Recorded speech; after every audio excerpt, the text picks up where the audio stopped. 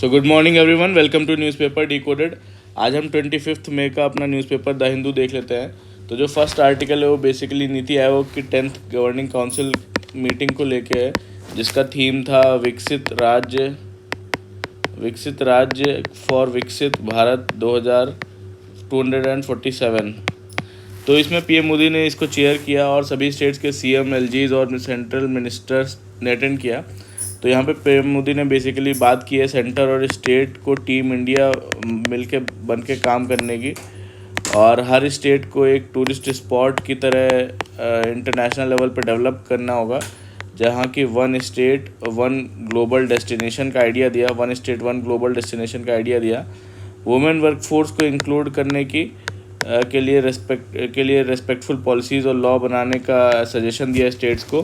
फिर यहाँ पे सारे स्टेट्स ने अपना कंसर्न रखा। तमिलनाडु ने अपना जो है टैक्स पूल जो है पूरा शेयर ना मिलने की बात की। पंजाब ने स्टेप मदरली ट्रीटमेंट की बात की, राबी और ब्यास के रिवर को लेके।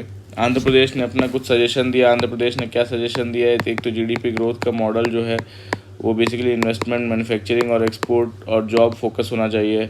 फिर दूसरा, डेमोग्राफिक एडवांटेज को यूज़ करना चाहिए, यूथ के स्किल्स को जॉब से कनेक्ट करना। फिर टेक्निकल गवर्नेंस का आइडिया दिया, एआई, ड्रोन्स और डिजिटल प्लेटफॉर्म्स को यूज़ करके गवर्नेंस बेटर करना।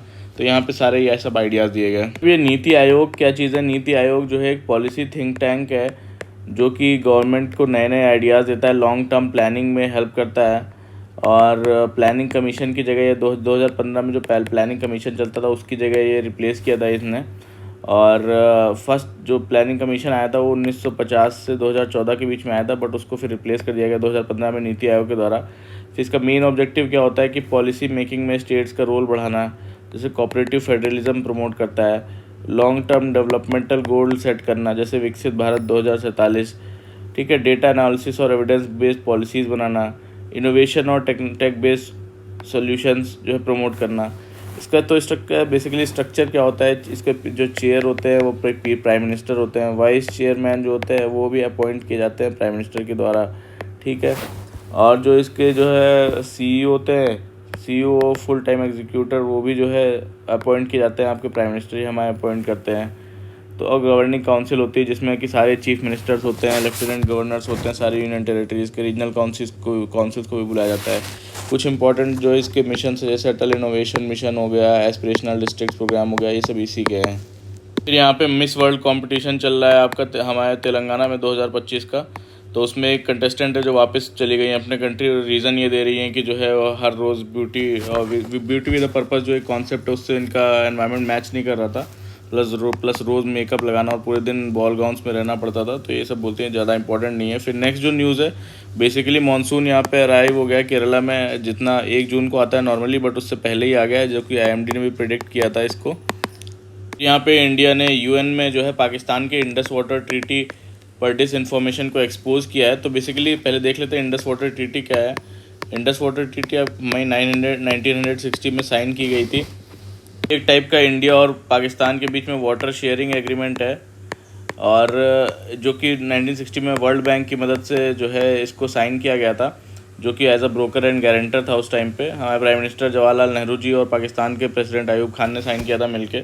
तो इसमें जो हमारी जो वेस्टर्न रिवर्स हैं, वेस्टर्न रिवर जो चेनाब, झेलम और इंडस हो गई, उसका जो है पाकिस्तान को इसका कंट्रोल मिला था, जिसमें कि इंडिया को लिमिटेड यूज़ अलाउड था इरिगेशन, हाइड्रो पावर और विदाउट स्टोरेज का। और प्लस ईस्टर्न रिवर्स जो है वो हम इंडिया को फुल राइट्स मिली थी, रावी, ब्यास, चेनाब, इनका, रावी, बेनास और झेलम का।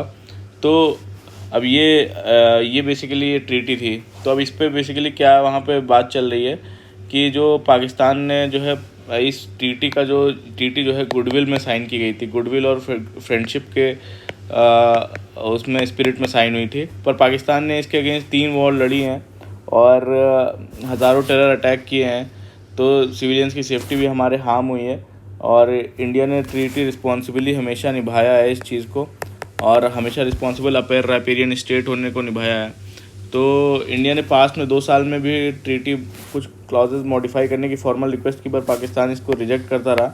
तो बेसिकली इंडिया ने यूएन में क्लियरली बोला है कि पाकिस्तान इंडस वाटर ट्रीटी का मिस यूज़ करता रहा है, और डिप्लोमेसी और फ्रेंडशिप के नाम पे ऑब्स्ट्रक्शन क्रिएट करके इंडिया के लेजिटिमेट राइट्स जो हैं उनको डिनाई कर रहा है। तो ये वहाँ इंडिया का व्यू है। नेक्स्ट न्यूज़ है उसमें बेसिकली जो तमिलनाडु बोल रहा है कि जो है उसके समग्र शिक्षा अभियान के अंडर उसके 2200 करोड़ रुपए होल्ड पे हैं सेंटर के द्वारा, तो वो रिलीज़ करने की बात कर रहे हैं। तो अब ये बेसिकली समग्र शिक्षा अभियान है क्या? समग्र शिक्षा अभियान एक फ्लैगशिप एजुकेशन स्कीम है गवर्नमेंट ऑफ इंडिया की, जो स्कूल के प्री स्कूल से लेके जो है आपका 12th तक कवर करती है। ठीक है, तो इसमें आपके तीन चीज़ें आ जाती हैं। एक तो सर्व शिक्षा अभियान आ जाता है जो क्लास 1 to क्लास 8 के बीच होता है, जिसको एलिमेंट्री एजुकेशन बोलते हैं।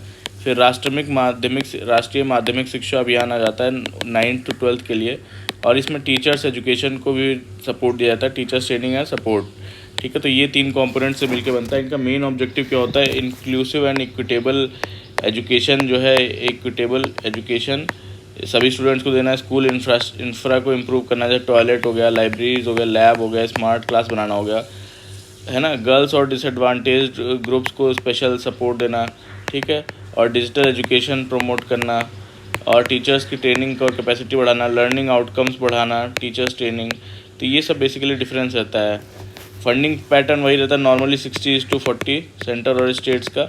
तो सेंटर अपना वही एलिगेशन लगा रहे, सेंटर अपना जो है शेयर रिलीज़ नहीं कर रहा है। फिर नॉर्थ ईस्टर्न स्टेट्स के लिए 90:10 रहता है, और 100% रहता है यूनियन टेरेटरीज़ के लिए। जो नेक्स्ट न्यूज़ है वो बेसिकली उड़ान लैंड्स के बारे में है। उड़ान लैंड्स क्या है? ये राजस्थान में जो है फॉरेस्ट, सेक्रेड फॉरेस्ट पैचेस हैं। सेक्रेड फॉरेस्ट क्या हो सकते हैं? बेसिकली जो एक लोकल डीटी के वहाँ के जो है डेडिकेटेड होते हैं और मैनेज किए जाते हैं वहाँ के सोशियो रिलीजियस कल्चरल नॉर्म्स के थ्रू, और लगभग ये यूज़ किए जाते हैं, लाइफ स्टॉक के लिए भी यूज़ किए जाते हैं, फॉरेस्ट प्रोड्यूस के लिए भी यूज़ किए जाते हैं, natural water filtration, livelihood support, इन सब के लिए। तो अभी इसमें अभी जजमेंट सुप्रीम कोर्ट का क्या आया है कि बेसिकली जो इनकी उड़ान लैंड्स हैं उनको जो है फॉरेस्ट लैंड आइडेंटिफाई किया है forest under forest conservation act 1980 में, और बोला है कि डिटेल्ड मैपिंग करनी है उड़ान लैंड्स की, इनकी मैपिंग करनी है और डिजिटल मैपिंग करनी है, और सीईसी की जो रिकमेंडेशन है उसको फॉलो करना है, और नोटिफाई करना है उड़ान को as a community reserve under wild life protection act 1972। तो अब उड़ान्स मैटर क्यों करते हैं? क्योंकि ये लोकल बायोडाइवर्सिटी कंजर्वेशन करते हैं, ठीक है, कंजर्वेशन में हेल्प करते हैं, और कल्चरल और रिलीजियस गोल्स हैं इनके, symbol of traditional rural belief, और लाइवलीहुड को इनके इम्पैक्ट करता है बेसिकली, तो जो कि ग्रेजिंग सस्टेनेबल इकोनॉमी के लिए इम्पॉर्टेंट है। तो उड़ान लैंड सिर्फ जो है फॉरेस्ट लैंड नहीं बल्कि राजस्थान की धरोहर है एक टाइप की, और इनका लीगल स्टेटस इनको मिलना चाहिए, ये बोला। एनवायरनमेंट और ट्रेडिशन दोनों को प्रोटेक्शन करना होगा। जो नेक्स्ट न्यूज़ है उसमें बेसिकली यहाँ पे इंपॉर्टेंट नहीं है कुछ। फिर आर्कियोलॉजिस्ट ने अभी डिफेंड किया है जो उनके कीजीगढ़ी एक्सकेवेशन को। कीजीगढ़ी एक्सकेवेशन एक आर्कियोलॉजिकल साइट है तमिलनाडु के शिवगंगा डिस्ट्रिक्ट में। यहाँ पे जो एंशिएंट तमिलनाडु सिविलाइजेशन है उसके रूइंस मिले हैं, और जो लगभग 6th सेंचुरी BC तक के बताए जा रहे हैं। और ये एक्सकेवेशन 2017 से चल रहा है, जिसमें एंशिएंट पॉटरी, टूल्स, हाउसेज और राइटिंग जैसे सबूत मिले हैं। तो इससे पता चलता है कि तमिलनाडु सिविलाइजेशन और कल्चर बहुत पुराना, और अर्बन सेटलमेंट भी वहाँ है।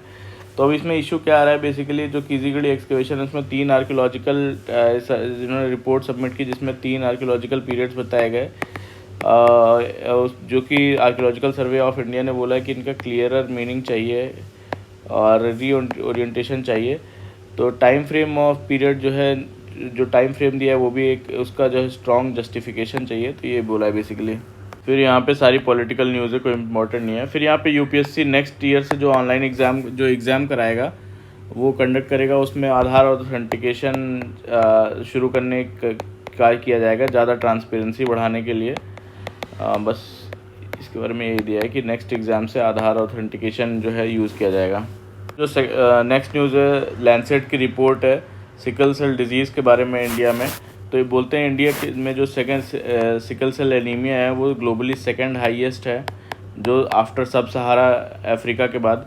और इसमें जो है रिसर्च हमारी कम हुई है, और स्टिग्मा मेज़र टूल करने का टूल पहले अवेलेबल नहीं था, बट ICMR का इनिशिएटिव है एक, तो उसमें बेसिकली डेवलप किया ICMR sickle cell anaemia disease stigma scale. ठीक है, जिसको ISSSI बोले। ये इंडिया का फर्स्ट स्टिग्मा स्केल है जो ये ग्लोबल स्टैंडर्ड्स पे बेस्ड है बेसिकली, और इंडिया की कल्चरल डाइवर्सिटी के लिए सूटेबल है। 2 टाइप के स्केल्स हैं, जैसे ISS1 PT पेशेंट्स के लिए है ये, और जो CG है ISSI CG ये बेसिकली केयर गिवर्स के लिए है, ठीक है। तो इम्पैक्ट क्या होता है सिकल सेल एनीमिया का, बेसिकली जो है इसमें सीवियर पेन होता है आपका, फैटीग होगा, क्रॉनिक स्वेलिंग होगा, इन्फेक्शन होगा, ऑर्गन डैमेज हो सकता है, और क्वालिटी ऑफ लाइफ पर बुरा असर पड़ता है। तो स्केल के फीचर्स क्या हैं इस स्केल के, कि बेसिकली जो है ये फैमिली और रिप्रोडक्टिव इश्यूज़ को मेज़र करता है, मल्टी डायमेंशनल स्टिग्मा को बेसिकली मेज़र करता है, जैसे फैमिली और रिप्रोडक्टिव इशू हो गया, कोई सोशल डिस्क्लोजर हो गया, ठीक है, और इलनेस बर्डन हो गया, इंटरपर्सनल चैलेंज हो गया, आपके हेल्थ केयर इंटरेक्शन हो गया। तो ये सब बेसिकली मेज़र करता है। तो सिग्निफिकेंस क्या है, इंडिया का फर्स्ट जो है बेसिकली ये स्टिग्मा मेजरमेंट, और 4th ग्लोबली है, इम्पॉर्टेंट है क्लिनिकल रिसर्च और पॉलिसी मेकिंग के लिए, और सपोर्ट करता है इंडिया के sickle cell anaemia elimination mission को। इसमें बेसिकली चैलेंज क्या आते हैं कि ट्राइबल कम्युनिटीज़ में बहुत ज़्यादा सिकल सेल एनीमिया है, और हेल्थ केयर एक्सेस बहुत कम है, सोशियो इकोनॉमिक प्रॉब्लम्स हैं, है ना, और मिसकंसेप्शंस और लैक ऑफ अवेयरनेस नहीं है। तो ये सब प्रॉब्लम्स आती है बेसिकली। ये सिकल सेल एनीमिया डिजीज़ होती क्या है, बेसिकली जेनेटिक जो है ये बीमारी है, जेनेटिक ब्लड डिसऑर्डर है, और जिसमें जो आपके रेड ब्लड सेल्स हैं वो एबनॉर्मल शेप के हो जाते हैं, और ये शेप होने की वजह से ज़्यादा फ्लेक्सिबल नहीं बनाता, जिसकी वजह से ब्लड फ्लो जो है जो वेसल्स में है वो ब्लड फ्लो सही से पास नहीं होता, जिससे ये सारी प्रॉब्लम्स होती हैं, फैटीग, स्वेलिंग, ऑर्गन, है ना। और इसका कोई परमानेंट क्योर नहीं है, तो पर सिम्टम्स को मैनेज करना होता है, जैसे ब्लड ट्रांसफ्यूजन, मेडिसिन और सपोर्टिव केयर। यहाँ का असम का जो है नागशंकर टेम्पल है जो असम में है, उसको बेसिकली टर्टल कंजर्वेशन के लिए मॉडल बनाया गया है, और ये बेसिकली बहुत अच्छे से टाइगर कंजर्वेशन का जो एफर्ट है उसमें हेल्प कर रहे हैं। तो उसको बेसिकली एक टाइप का डेवलपमेंट मॉडल बनाया गया है इसके कंजर्वेशन के लिए टर्टल के। यहाँ पे जो कोविड वायरस है उसका new Covid virus variant detect हुआ है इंडिया में, जिसमें JN.1 जो है इज़ मोस्ट कॉमन। तो इंडिया में कोविड-19 के वेरिएंट जैसे NB1.81 जो है का 1 केस, और LF.7 के 4 केसेस डिटेक्ट हुए हैं। ये वेरिएंट WHO के हिसाब से वेरिएंट अंडर मॉनिटरिंग है, और ये वेरिएंट ऑफ कंसर्न नहीं है। और N1811 का केस अप्रैल में तमिलनाडु से मिला था, और इसका केस जो गुजरात से आए हैं। और इंडिया में सबसे कॉमन अब जो है JN.1 हो गया है, जिसमें 53% केसेस इसी के हैं। फिर उसके बाद BA.2 के आते हैं 26%। फिर 19 मई को इंडिया में लगभग 19 मई को 257 केसेस एक्टिव केसेस थे इंडिया में। हेल्थ ऑफिशियल्स बोल रहे हैं इसको क्लोजली मॉनिटर कर रहे हैं, और लेकिन कुछ एरियाज़ में लोकल लेवल पर केसेस बढ़ रहे हैं इसके। यहाँ नेक्स्ट न्यूज़ में बेसिकली जो बिज़नेस चेंज मेकर अवार्ड है 2025 business line change maker award, उसके नॉमिनेशन चल रहे हैं, तो 30 जून उसकी डेडलाइन है। तो ये अवार्ड बेसिकली उन लोगों को रिकॉग्नाइज़ करता है जो अपने एक्शन से जो है बेसिकली हमारी सोसाइटी पे, कम्युनिटी पे, और या माइंडसेट में पॉजिटिव चेंज लेके आते हैं, ठीक है। और 5 कैटेगरीज में देते हैं, सोशल ट्रांसफॉर्मेशन किया हो किसी ने, डिजिटल ट्रांसफॉर्मेशन किया हो, फाइनेंशियल ट्रांसफॉर्मेशन लाया हो, या यंग ट्रांसफॉर्मेशन चेंज मेकर बनाओ, या आइकॉनिक चेंज मेकर बनाओ, तो इन 5 कैटेगरीज में देते हैं। तो एक स्पेशल इसमें एक अवार्ड होता है change maker of the year award. तो ये उसको मिलता है इंडिविजुअल या ऑर्गेनाइजेशन को जिन्होंने बहुत बड़ा इम्पैक्ट डाला हो, है ना, बिग इम्पैक्ट डाला हो इन कैटेगरीज में। यहाँ पे जो है फिल्म एंड टेलीविज़न इंस्टीट्यूट जो अरुणाचल प्रदेश की, वहाँ पे वेरियस एजेंसीज ने सॉल्व करने के लिए वहाँ के इंफ्रास्ट्रक्चर और एकेडमिक क्राइसिस को अलग अलग टाइमलाइन सेट की है, ज़्यादा इंपॉर्टेंट नहीं है हमारे लिए। यहाँ गवर्नमेंट ने EPF रेट जो एम्प्लॉयज़ प्रोविडेंट फंड होता है उसका इंटरेस्ट रेट 8.25 रखने की बात की है फ्रॉम द ईयर 2024-25।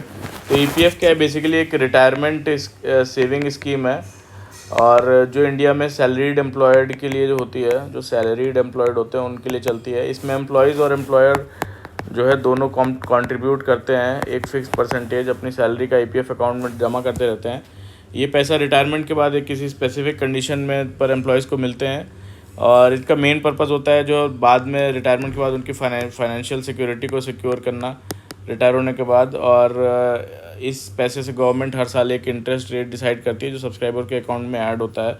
तो ये बेसिकली यहाँ पे 8.25% रखा गया है। फिर जो नेक्स्ट न्यूज़ है उसमें बेसिकली हमें बताया गया कि आरबीआई का सरप्लस जो फंड है वो कहाँ से आता है। तो अभी आरबीआई ने 2024-25 में जो है 2.69 लाख करोड़ रुपए सरप्लस जो फंड है वो सेंट्रल गवर्नमेंट को ट्रांसफ़र किया है, और ये अमाउंट जो है लास्ट ईयर के कंपैरिजन में 27% ज़्यादा है।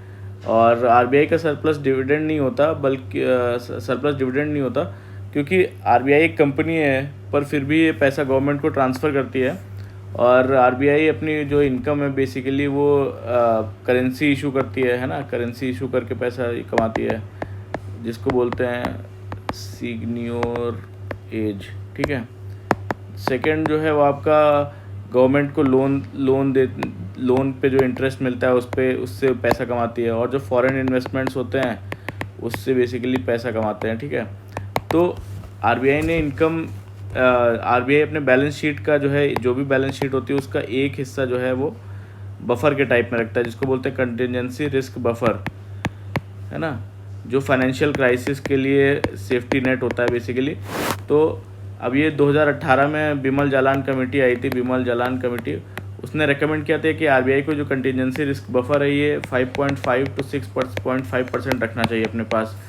जबकि इस बार 24-25 में जो है आरबीआई ने अपने पास जो है जो कंटिजेंसी रिस्क बफर है वो लगभग 4.5 से 7.5% कर दिया गया है, और जिसमें 7.5% बफर आरबीआई ने अपने पास रखा। फिर भी इतना ज़्यादा सरप्लस ट्रांसफ़र किया गया गवर्नमेंट को। तो पास्ट में सरप्लस ट्रांसफर्स को लेकर गवर्नमेंट और आरबीआई के बीच डिफरेंसेस रहे हैं, जिसमें कुछ आरबीआई ऑफिशियल्स ने भी रिज़ाइन किया है। और इस साल जो ज़्यादा जो सरप्लस मेनली आरबीआई के जो फॉरेन एक्सचेंज है और फॉरेन एक्सचेंज सेल्स और इन्वेस्टमेंट से आया है इस बार, और अगले साल सरप्लस थोड़ा अमाउंट कम हो सकता है, बफर रेंज फ्लेक्सिबिलिटी की वजह से ट्रांसफ़र अमाउंट एडजस्ट हो सकता है। तो ये बेसिकली इसमें पूरे आर्टिकल में बताया गया है। आर्टिकल है उसमें बेसिकली लॉ एंड जो पॉपुलेशन है वो इंक्रीज़ कर रही है। तो 2020 से जो है 32% का इंक्रीज़ आया है। अब 891 जो है आपके हमारे एशियाटिक जो लॉयंस हैं वो उनकी पॉपुलेशन हो गई है, और ग्रोथ 70% की हुई है लगभग जो है 2015 से जो है 2025 तक। फीमेल एडल्ट लॉयंस भी इंक्रीज़ हुई हैं, और ये डिस्ट्रीब्यूशन जो उनका एरिया है वो भी इंक्रीज़ कर रहा है, एक्सपैंड कर रहा है, जो क्योंकि ये जो गिर फॉरेस्ट है उसके पास रहते हैं, उसके आसपास के एरियाज़ में भी रहते हैं। तो अब ये काउंटिंग मेथड बताते हैं, काउंटिंग मेथड जो यूज़ किए जाते हैं, जो साइटिंग्स हो गई और फ़ोटोज़ लेना हो गया फॉर आईडी क्रॉस वेरिफिकेशन, और जो उनके टैग्स यूज़ किए जाते हैं उनके गले में, है ना। और जो चैलेंजेस क्या हैं बेसिकली, अगर ये पॉपुलेशन इंक्रीज़ कर रही है तो अगर ये outside the core area increase कर रही है तो ह्यूमन एनिमल कॉन्फ्लिक्ट ज़्यादा इंक्रीज़ होंगे, और जो है स्पेशली नियर द सेटलमेंट जहाँ की मालधारी कम्युनिटी भी रहती है, जिनको यहाँ की लोकल पॉपुलेशन है, ट्राइबल पेस्टोरल पॉपुलेशन है, जो काऊ बफेलोज ये सब पालते हैं, तो इनके भी कैटल्स पे हमला कर देती है वो। ये तो काफ़ी इन पे हमला नहीं करते हैं क्योंकि ये इनके साथ रहते हैं और जाने भी जाते हैं इसी चीज़ के लिए कि जो है ह्यूमन लॉयंस के साथ जो है कंजर्वेशन एफर्ट को कैसे इंक्रीज़ करते हैं, प्लस इनमें कॉन्फ्लिक्ट बहुत कम है, तो एक टाइप से फ्रेंड्स की तरह रहते हैं। तो इनके लेकिन कैटल्स को मार देते हैं वो आके, जो कि गवर्नमेंट कंपनसेट करती है। तो गवर्नमेंट मोदी जी ने प्रोजेक्ट लॉयन अप्रूव किया था 2,927 करोड़ रुपए का, तो इसके लिए तो ये सब कंसर्न्स कुछ बताए जा रहे हैं इसके लिए। यहाँ पे जो इंडियन डीजीएफटी हैं उन्होंने जो ऑर्डर किया था क्लोज़र सारे लैंड पोर्ट्स का बांग्लादेश के रेडीमेड गारमेंट्स के लिए फ्रॉम बांग्लादेश, और जिसमें कि सिर्फ सी पोर्ट से अलाउड था, वो भी 2 पोर्ट से, जो है नहवा सहवा जो मुंबई का है और कोलकाता पोर्ट से। तो ये डिसीज़न लिया गया था क्योंकि बांग्लादेश ने पहले जो है हमारे जो कॉटन यार्न है और जो राइस पे इंपोर्ट बैन लगाया था, और हम जो है इंडियन ट्रक्स जो है काफ़ी ज़्यादा जब बांग्लादेश के बॉर्डर पर पहुँचते थे तो काफ़ी ज़्यादा मैसिवली जो है उसको चेक किया जाता था, और Indian cities these move moves as unfair and wants reciprocity in trade relations. तो इसके लिए बेसिकली ये रेसिप्रोसिटी एक्शन लिया गया था। तो वही बोलते हैं कि जो है इसका इकोनॉमिक इम्पैक्ट जो है लिमिटेड रहेगा। बांग्लादेश बोलता है एग्रो प्रोडक्ट्स और फर्नीचर्स पर, बट सिग्निफिकेंट इम्पैक्ट होगा आपके रेडीमेड गारमेंट्स पे। और इंडिया ने बोला है कि बांग्लादेश का ट्रेड जो है वो नेपाल और भूटान से जो है ज़्यादा इम्पैक्ट नहीं होगा, लेकिन डिसरप्शंस की वजह से कुछ स्लो ट्रेड फ्लो जो है इनडायरेक्टली इम्पैक्ट कर सकता है। तो ये इसमें बोला है, बाकी और कुछ नहीं। फिर जो नेक्स्ट न्यूज़ है बेसिकली ये सब साइंस हम नेक्स्ट आर्टिकल्स में कवर करेंगे। फिर यहाँ पे सेंटर ने नई स्कीम PLI स्कीम जो है उसके लिए एप्लीकेशंस इनवाइट किए हैं ताकि 11 फार्मा प्रोडक्ट्स में, ताकि बूस्ट किया जा सके मैन्युफैक्चरिंग जो फार्मा सेक्टर में है। तो इसमें कई सारे प्रोडक्ट्स कवर्ड हैं, नियोमाइसिन, जेंटामाइसिन और ये सारे दी जो कि प्रोडक्ट जो है करेंटली आइदर अनसब्सक्राइब्ड हैं अभी तक या फिर पार्शियली सब्सक्राइब्ड हैं। तो उसके लिए बेसिकली इनवाइट किया एप्लीकेशन ताकि इनका भी प्रोडक्शन स्टार्ट हो। और ये स्कीम जो है मेजर पुश करेगा आपके डोमेस्टिक प्रोडक्शन को, जो हमारे इन फार्मास्यूटिकल्स में, और क्रिटिकल जो हमारे इंग्रेडिएंट्स हैं जैसे कि आपके की स्टार्टिंग मटेरियल्स हो गए, ड्रग इंटरमीडिएरीज हो गई, एक्टिव फार्मास्यूटिकल इंग्रेडिएंट हो गए, इन सबको बूस्ट देगा। ठीक है, तो अब बेसिकली ये PLI स्कीम है क्या, प्रोडक्शन लिंक इंसेंटिव स्कीम, इसके बारे में जान लेते हैं। प्रोडक्शन लिंक इंसेंटिव स्कीम जो है 2020 में अनाउंस की गई थी आत्मनिर्भर भारत का, एज अ पार्ट ऑफ आत्मनिर्भर भारत। तो इसमें टोटल 14 सेक्टर्स कवर किए गए थे। ठीक है, तो ये बेसिकली था क्या कि हमारी डोमेस्टिक मैन्युफैक्चरिंग को इंक्रीज़ करना, इम्पोर्ट की डिपेंडेंसी जो है वो कम करना, एक्सपोर्ट जो है कॉम्पिटिटिवनेस बढ़ाना, और जो अट्रैक्ट करना जो हमारे फॉरेन इन्वेस्टमेंट्स हैं उनको अट्रैक्ट करना, और एम्प्लॉयमेंट अपॉर्चुनिटीज़ क्रिएट करना, और जो ग्लोबल सप्लाई चेन जो है बनना हमारे इंडिया को। तो अब इसमें बेसिकली होता क्या है कि जो है इसमें इंसेंटिव मैकेनिज़्म होता है, कोई भी कंपनीज़ होती हैं उनको मिलता है।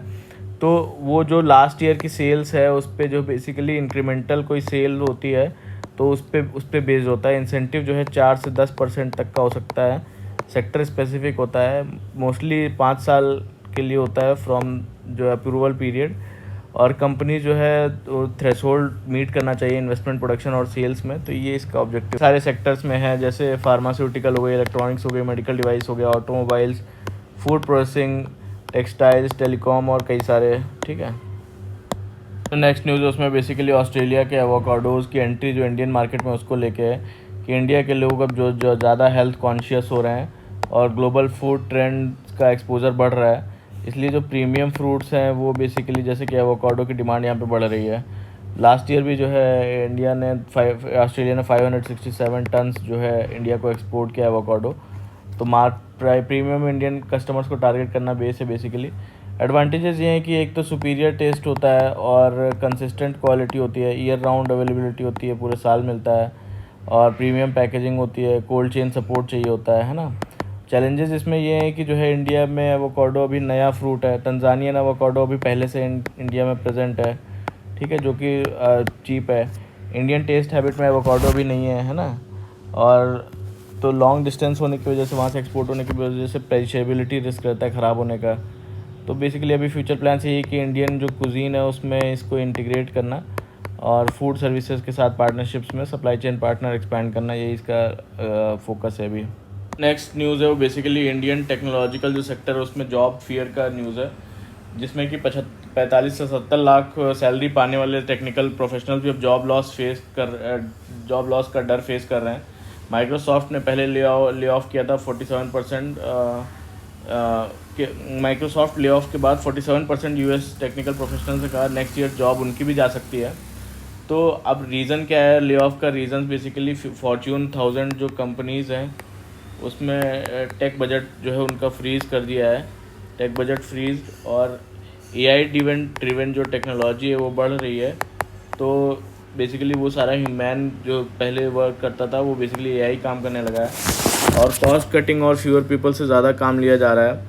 जैसे टूल्स जैसे कि GPT हो गया, DeepSeek हो गया, आर्टिफिशियल इंटेलिजेंस, तो मैनुअल कोडिंग की नीड कम रही है अब उसमें छोटी छोटी चीज़ों में। और रोल्स मिडिल और सीनियर मैनेजर्स रिस्क पे हैं। और जो चैलेंजेस हैं वो बेसिकली क्या हैं कि जो है ट्रेडिशनल इंडियन फर्म्स जो है वो बेसिकली कंसल्टिंग डेप्थ कम है उसमें, और नीश जो AI प्लेयर्स को प्रेफरेंस मिल रहा है। इंडियन फर्म्स में बल्जिंग मिडिल यानी ज़्यादा मैनेजर्स प्रॉब्लमेटिक हो रहा है। बल्जिंग मिडल्स क्या है बेसिकली, ज़्यादा मैनेजर्स हो जा रहे हैं तो वो प्रॉब्लमेटिक हो जा रहा है, और जो कि काम अब एआई ही कर दे रहा है। तो इकोनॉमिक इम्पैक्ट बताते हैं कि होम और कार परचेज पोस्टपोन कर दिए हैं लोगों ने, लग्जरी स्पेंडिंग कम कर दी है। तो ये सारे चीज़ बताई जा रही हैं। यहाँ पे जो नेक्स्ट न्यूज़ है वो बेसिकली जो हमारी डायमंड इंडस्ट्री जो कि क्राइसिस में जा रही है, जिसमें कि गुजरात ही लगभग 80% ऑफ इंडिया का जो डायमंड एक्सपोर्ट है वो हैंडल करता है।